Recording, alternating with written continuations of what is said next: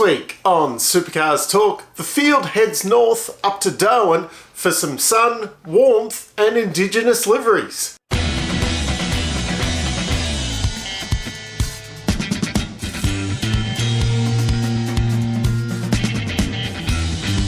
The other day I'm sat there thinking, where are all the Indigenous liveries? This weekend, of course, everyone has to run a special Indigenous livery for the weekend, and we've had what's felt like a 14-week gap between races with not a lot of news to talk about. And yeah, good opportunity for teams to kind of highlight themselves with a news story different to everyone else, you know, get it out of the cycle there. But what felt like overnight, basically everyone has released their Indigenous liveries. Obviously not all of them are out yet, so instead of running through them now, I'll just put some up there in the background so we can look through them while I'm chatting about some other stuff, and maybe after the weekend, once we've seen them all, I might give them a bit of a ranking. But so far so good. Everyone seems to be participating a bit better this year after it was a bit of a late kind of thing last year where it was decided that everyone had to do it. So some efforts weren't so good. Yeah, there's a bit of a story behind all of them, but yeah, I just good to see a bit more effort in general put in this year. So yeah, just the whole field looking a bit better in my mind. The big news this week is that it looks like the Mustang will have another new tune on it for this weekend. I think we're up to about tune 6. Not quite that bad. I think this is version 4 that they're going to be running this weekend. Yeah, it's hard to know with the parody whether it is a genuine parody thing or maybe the team, because I think with DJR not being the top Ford team and Waters being up and down and that, it's not clear cut. Like, there's that question mark whether the guys are not doing as good a job, because definitely the DJR problem is not a parody thing. So yeah, it's a bit up in the air then. If a Ford does win this weekend, is parity solved? Yeah, all of those questions and many more, it will rumble on for the rest of the year. The biggest concern, obviously, is Ford threatening to pull out of the series if parity isn't achieved. Yeah, I think the only way to take away all the question mark on this then would be if they're all running the same engine, which isn't going to happen because they tried to do that and people didn't want it. So yeah, I suppose there will always be rumblings of parity no matter what happens. The other big news for this week was 2 more Enduro signings. Jalen Robotham will be joining in with Cam Hill there at Matt Stone Racing. He tested with the team at Queensland Raceway the other week, so not a big surprise there. And Dylan O'Keefe was rather quietly announced as James Golding's co-driver for Bathurst, or for Sandown and Bathurst. Not sure why that was kept so quiet. Lots more stories about Matt Charter and Kurt Kostecki possibly being the other guy there, because it doesn't look like Joe Mawson is going to get a super license. That's probably a story for another day, but why couldn't the Gold Star champion get a super license to race in supercars? It's a bit silly. Yeah, so the only one really not announced is that co-driver seat next to Tim Slade there at Premiere. Obviously, the Blanchard thing's still kicking along. The other thing to take away from that, Kurt Kostecki in the conversation. Jake Kostecki not looking like he is going to pop up anywhere this year. And in case you missed it, Hino will be back on Scott's Pie for the next 3 rounds. Exciting news, that one. A strange news story that it was actually the previous week, but not much was happening. So we had the Todd Hazelwood model review, but just strange, this one. Okay. Barclay Nettlefold, who's one of the owners there at Race There that owns Supercars, wants to build a full field of Gen 3 cars and have them kind of sitting overseas somewhere ready to race.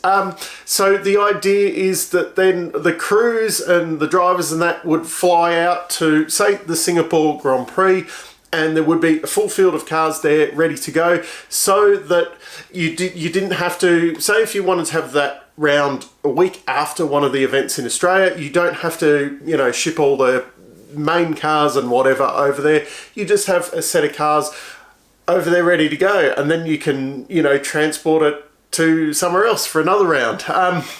Supposedly this takes away the costs of transporting the cars overseas. You've still got to transport them around to the tracks unless you were going to go, right, we're going to go to the Singapore Grand Prix, for example, for the next 5 years, and we have them sat there in Singapore ready to go. Strange one, this one. It just raises so many more questions. Who builds these cars to have them sat there ready to go? Who owns the cars? Like, does, left field, Tickford get the contract to build all of the cars? Does Triple Eight then want to run a Tickford-built Camaro? Because that would be different to a Triple Eight-built Camaro, even though these are supposed to be the same. There's that kind of question mark there. If you crash a car and do a lot of damage to it, who's then responsible for fixing that car? Does it go back to the place where they were built, or does it go back to, Tickford, James Courtney? He's pretty good at crashing. Does then that car go back to Tickford for them to put back together? Does it fall on them? Like, is it their responsibility to put it back together? Just,